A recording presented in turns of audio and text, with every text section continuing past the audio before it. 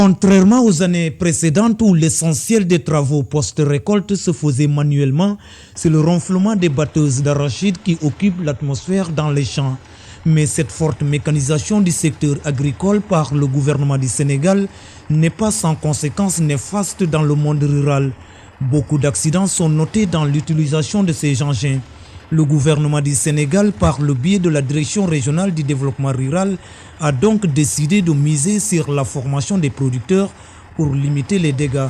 On a constaté depuis quelque temps des accidents sur l'utilisation de ces batteuses. Et on s'est rendu compte que le problème de fond, ceux qui avaient été formés, c'est les bénéficiaires. Et que les utilisateurs réels de ces batteuses n'avaient pas été formés. Raison pour laquelle on a contacté le fournisseur, le directeur général de Folan, pour vraiment pouvoir former les utilisateurs. Il y a quelques semaines, un jeune agriculteur a trouvé la mort dans la commune de Bignarabé au nord de Kolda après avoir été étranglé par une croix de la batteuse.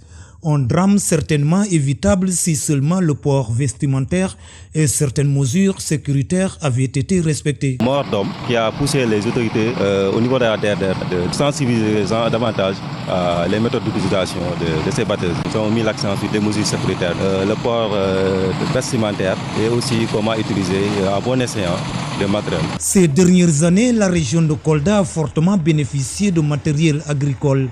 Cette initiative de la Direction régionale du développement rural en collaboration avec le fournisseur arrive certainement à point nommé pour sécuriser davantage les producteurs.